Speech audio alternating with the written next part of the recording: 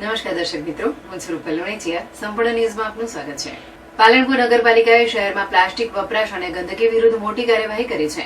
નગરપાલિકાએ Shimla ગેટથી railway station સુધીના વિસ્તારમાં વ્યાપક ચેકિંગ અભિયાન હાથ ધર્યું હતું. ચીફ ઓફિસર જીગરભાઈ પટેલ અને સેનિટેશન શાખાની ટીમે લારી, ગલ્લા અને દુકાનોમાં તપાસ કરી હતી.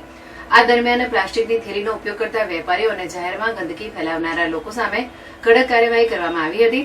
છેલ્લા 3 મહિનામાં નગરપાલિકાએ 250 કિલોથી વધુ પ્લાસ્ટિક જપ્ત કર્યું છે. પ્લાસ્ટિક વપરાશ બદલ વેપારીઓ પાસેથી ₹1.5 લાખથી વધુનો દંડ વસૂલવામાં આવ્યો છે. આ ઉપરાંત જાહેરમાં ગંદકી ફેલાવનારા લોકો પાસેથી ₹1 લાખનો દંડ વસૂલ કરવામાં આવ્યો છે.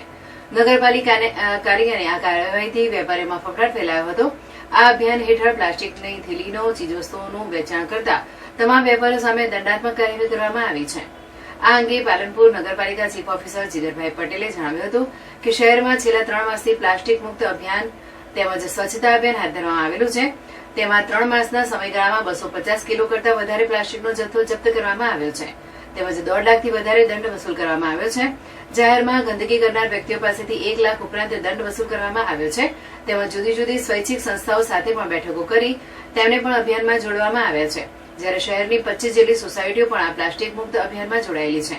આમ પાલનપુર પ્લાસ્ટિક મુક્ત અભિયાનમાં આગામી દિવસોમાં પણ વધુમાં વધુ સારી રીતે ચલાવવામાં આવશે અને શહેરને પ્લાસ્ટિક મુક્ત બનાવવા માટે તમામ પ્રયાસો હાથ ધરવામાં આવશે. પાલનપુર નગરપાલિકા દ્વારા પ્લાસ્ટિક મુક્ત અભિયાન છેલ્લા 3 મહિનાથી ચલાવવામાં આવી રહ્યું છે.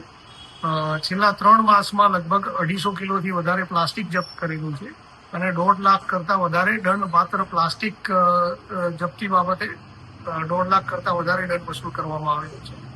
ગંદકી બાબતે પણ 1 લાખ કરતા વધારે દંડ વસૂલ કરવામાં આવ્યો છે. પાલનપુર નગરપાલિકા દ્વારા પ્લાસ્ટિક મુક્ત અભિયાનના ભાગરૂપે નગરજનોને જોડવા માટેના પણ જુદા જુદા પ્રયત્નો કરવામાં આવેલા છે. અત્યાર સુધી 25 કરતા વધારે સોસાયટીઓ આ અભિયાનમાં જોડાયેલી છે. જુદી જુદી લગભગ 10 સંસ્થાઓ, સંગઠનો નગરપાલિકા સાથે જોડાયેલા છે અને પાલનપુર નગરપાલિકાનું પ્લાસ્ટિક મુક્ત અભિયાન હજુ પણ ચાલુ છે.